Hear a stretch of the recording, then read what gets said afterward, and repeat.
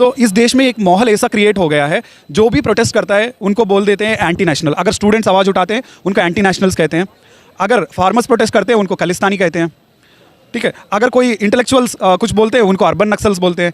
तो एक kind of branding हर एक कम्युनिटी को, जो भी अगर आप कुछ और ज़्यादा बोलेगा तो आपको बोलेंगे पाकिस्तानी, कांग्रेसी, जो भी, मतलब ऐसे जो ब्रांडिंग चल रहा है आज देश में, जो भी freedom of speech and expression के ऊपर जो अटैक हो रहा है, सुबह शाम होते ही वो मीडिया हाउसेस में हिंदू मुस्लिम के अलावा कोई डिबेट्स देखने को क्या कर दिया, सीजेआई को एक्सक्लूड किया। तो एक्सक्लूड क्यों किया? जब आपको लगता है electoral process free and fair है, इम्पार्शियल है, न्यूट्रल है, जब अगर ट्रांसपेरेंट है, अगर इसमें कोई प्रॉब्लम नहीं है, तो सीजेआई को एक्सक्लूड करने की क्या ज़रूरत पड़ी? इतना क्या इमरजेंसी सिचुएशन आ गया है कि आपको सीजेआई को हटाना ही पड़ा?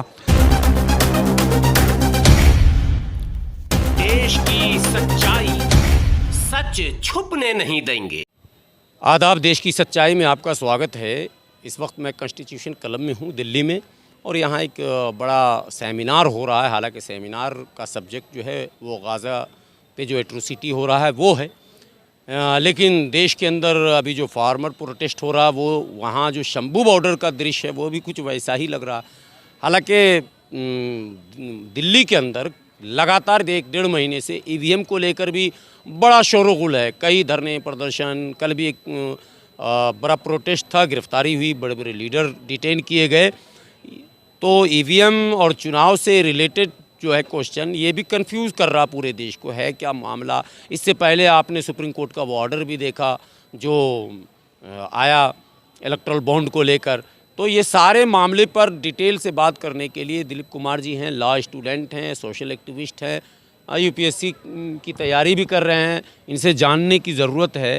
आप क्या कहेंगे इस पर? ये टोटल जो प्रोसेस है, इलेक्टोरल प्रोसेस, इलेक्टोरल बॉन्ड से लेकर इलेक्शन कमीशन में जो मेंबर्स थे, जिसमें एक सीजेआई खुद रहते थे, बाद में कानून लाया गया, सीजेआई को एक्सक्लूड किया गया और उसमें लॉ मिनिस्टर को एडजस्ट कर दिया गया। ये तमाम मुद्दों पर आप अपनी क्या राय देंगे? फर्स्ट थिंग ये है, हम डेमोक्रेसी में रहते हैं। डेमोक्रेसी में इलेक्शंस एक लाइफलाइन होता है। बट वो इलेक्शंस फ्री एंड फेयर होना चाहिए। इलेक्शंस में कभी अनफेयर प्रैक्टिसेस नहीं होना चाहिए, इसलिए एक इंडिपेंडेंट कॉन्स्टिट्यूशनल बॉडी बनाया गया इलेक्शन कमीशन के रूप में। इलेक्शन कमीशन के बहुत सारे प्रोसेस, जो इलेक्टोरल प्रोसेस पे मोदी गवर्नमेंट आने के बाद अटैक हुआ है। पहला इलेक्टोरल बॉन्ड्स। इलेक्टोरल बॉन्ड्स 2018 में लेके आया। आज बीजेपी के पास 800 करोड़ है। अगर आप नेक्स्ट फंड्स जो भी कांग्रेस रिसीव किया है, हार्डली उनके पास 79 करोड़ है। आप इमेजिन कर लो, रफली 100 टाइम्स ज़्यादा है बीजेपी के पास। आप समझ लो, मतलब कैसे बीजेपी इन्फ्लुएंस कर सकती है इलेक्शन को और एक इलेक्शन मूड को देश में। जो भी अमाउंट वो इलेक्टोरल बॉन्ड्स के थ्रू गेन किया है, ये अमाउंट क्या करेंगे? कोई आईटी सेल पे इन्वेस्ट करेंगे और यूथ का ओपिनियन शेप करने के लिए यूज़ करेंगे, या नहीं तो कोई 1-2 यूट्यूब चैनल्स पे, मीडिया हाउसेस पे या प्रेस पे यूज़ करेंगे। ओवरऑल इलेक्शंस विन करने के लिए एक काइंड ऑफ अनफेयर प्रैक्टिस है ये इलेक्टोरल बॉन्ड्स। पिछले 4-5 साल से हम सभी प्रोटेस्ट कर रहे थे और भी बहुत लोग आवाज़ उठाया है, बट सुप्रीम कोर्ट अब जाके 2024 में अब जाके बोला है कि ये अनकॉन्स्टिट्यूशनल है। पहला ये इलेक्टोरल बॉन्ड्स की मुद्दा है। दूसरा, चीफ जस्टिस ऑफ इंडिया एक इलेक्शन कमीशन में जो कॉम्पोजिशन में एक बॉडी के लिए एक जजमेंट दिया गया था, तो उसमें चीफ जस्टिस ऑफ इंडिया भी होना चाहिए एक इलेक्टोरल कॉलेज में। बिकॉज आज जो electoral process, prime minister, opposition leader and chief justice थे। अब क्या कर दिया? सीजेआई को एक्सक्लूड किया। तो एक्सक्लूड क्यों किया? जब आपको लगता है electoral process free and fair है, इम्पार्शियल है, न्यूट्रल है, जब अगर ट्रांसपेरेंट है, अगर इसमें कोई प्रॉब्लम नहीं है, तो सीजेआई को एक्सक्लूड करने की क्या ज़रूरत पड़ी? इतना क्या इमरजेंसी सिचुएशन आ गया है कि आपको सीजेआई को हटाना ही पड़ा? ये पहली बात है। और जो फार्म प्रोटेस्ट अभी जो हो रहे हैं दिल्ली में, इस देश में एक माहौल ऐसा क्रिएट हो गया है, जो भी प्रोटेस्ट करता है उनको बोल देते हैं एंटी नेशनल। अगर स्टूडेंट्स आवाज़ उठाते हैं उनको एंटी नेशनल्स कहते हैं, अगर फार्मर्स प्रोटेस्ट करते हैं उनको खालिस्तानी कहते हैं, ठीक है। अगर कोई इंटेलेक्चुअल्स कुछ बोलते हैं उनको अर्बन नक्सल्स बोलते हैं। तो एक काइंड ऑफ ब्रांडिंग हर एक कम्युनिटी को, जो भी अगर आप कुछ और ज़्यादा बोलेगा तो आपको बोलेंगे पाकिस्तानी, कांग्रेसी, जो भी, मतलब ऐसे जो ब्रांडिंग चल रहा है आज देश में, जो भी freedom of speech and expression के ऊपर जो अटैक हो रहा है, सुबह शाम होते ही वो मीडिया हाउसेस में हिंदू मुस्लिम के अलावा कोई डिबेट्स देखने को नहीं मिलता है। सो आज कंट्री एक kind of emergency kind of situation में है।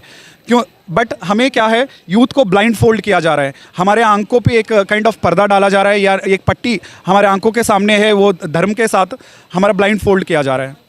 सो मैं यही कहना चाहूँगा, जो भी बीट फार्म प्रोटेस्ट, अभी हम कुछ दिन के पहले हमने देखा हमारे रेसलर्स उधर प्रोटेस्ट कर रहे थे ब्रिजभूषण शरण सिंह के खिलाफ। तो एनी फ्रंट, आप कोई भी फ्रंट देख लो, इवन आप फॉरेन पॉलिसी अच्छा है करके हमेशा बोलते हैं मोदी गवर्नमेंट का फॉरेन पॉलिसी बहुत अच्छा है। आप नेबरिंग कंट्रीज़ किसी के साथ अच्छा नहीं है, बांग्लादेश के साथ ट्रस्ट डेफिसिट है, आज हम मालदीव्स में देख रहे हैं, मतलब कैसे हमारा फ्रिक्शन चल रहा है, और कनाडा से हमने देखा। तो फॉरेन पॉलिसी है कहाँ, मतलब अच्छा कहाँ है फॉरेन पॉलिसी। सो ये जो भी हम नैरेटिव्स बना रहे हैं, जो सोशल मीडिया में बार बार जो व्हाट्सअप फॉरवर्ड्स के थ्रू जो नैरेटिव बना रहे हैं, ये सब मैन्युफैक्चर्ड है, डिस्टॉर्टेड है, ये सब फैब्रिकेटेड है। सच कुछ और है, वो सच दिखाने के लिए आज मीडिया आईसीयू में है। तो यही मेन प्रॉब्लम है।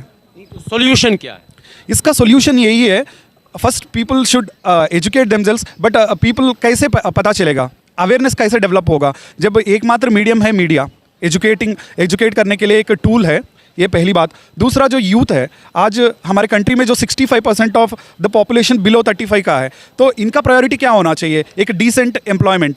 तो आज आप देखोगे हर सड़क पे आप देखोगे बीटेक चाय वाला, MBA पानीपुरी वाला, तो PhD मोमोस वाला, ये सब दिखने के बाद सरकार क्या कहती है? सरकार कहती है पकौड़ी बेचना भी तो रोज़गार है। भाई, जब वो इंजीनियरिंग करके या MBA करके PhD करके पकौड़ा, चाय और मोमोस क्यों तलना है?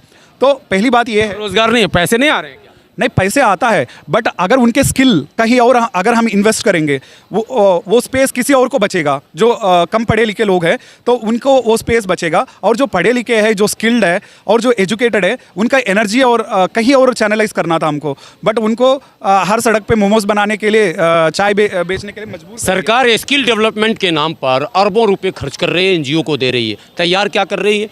ज़रा NGO में जाकर देखेंगे, DC और D से आगे अगर कोई ग्रुप हो तो 10 से 12 हज़ार 15 हज़ार का तनख्वाह मिलना है। नाम है स्किल डेवलपमेंट, अरबों रुपए का प्रोजेक्ट है, ये आपने देखा होगा, और NGOs को दिए जा रहे हैं। ये भी एक रैकेट है साहब। NGOs के माध्यम से आप क्यों कर रहे हैं? अगर स्किल डेवलपमेंट वाकई आपको एम था आपका कि करना है, उसके लिए भी यूनिवर्सिटी, कॉलेजेस, बहुत सारे पार्ट थे उसमें जो आप एडजस्ट कर सकते थे, वो नहीं हुआ। NGOs को दिया गया, और बनाया क्या जा रहा? सिर्फ 20 बिलो 20,000, मतलब 20,000 से नीचे वाले 8, 10, 12, 14 हज़ार उनको सैलरी मिलेगा। उनको कहा जी आपको रोज़गार मिल गया। कैसे होगा? दिलीप BA LLB भी टी स्टॉल खोलेंगे क्या? नहीं खोलना चाहिए ना, तब वही तो क्राइसिस है। आज ये जो एजुकेटेड पीपल है, ये एजुकेटेड अनएम्प्लॉयमेंट है। अगर जो उनको कहते हैं, प्राइम मिनिस्टर बोलता है कि पकोड़ा तलना भी तो नौकरी होता है। भाई, अगर पकोड़ा ही तलना है तो आपको क्यों चुना है जनता? सो एनी हाउ, ये जो 65% ऑफ यूथ है, इनके पास बहुत बड़ा एस्पिरेशंस है। मोहल्ले का हलवाई बता देता कैसे पकौड़ा तलना है, उसके लिए सरकार की क्या जरूरत है? एग्जैक्टली वही तो सरकार का जो काम है, सो एक decent standard of life ensure करना है, लोगों को पॉवर्टी से ऊपर उठाना है, या नहीं तो एजुकेशन, एम्प्लॉयमेंट, स्किल डेवलपमेंट, ये मुद्दे होना चाहिए हमारे मीडिया में। बट मीडिया में नैरेटिव्स क्या आते हैं? क्या शंकराचार्य अटेंड कर रहे हैं या नहीं कर रहे? राम मंदिर के ऊपर कुछ मुद्दे, मतलब हिंद होगा। हाँ, वही। तो ये जो इश्यूज़ है, जो आम इंसान को जो डे टू डे लाइफ में जो अफेक्ट करता है, बीट इन्फ्लेशन हो, अनएम्प्लॉयमेंट हो, तो डे टू डे लाइफ की जो अफेक्ट कर रही है, ये मुद्दे दिखाना चाहिए, ये मुद्दे नैरेटिव में होना चाहिए, ये मुद्दा चर्चा में होना चाहिए, हर एक इंसान इसके ऊपर आवाज़ उठाना चाहिए।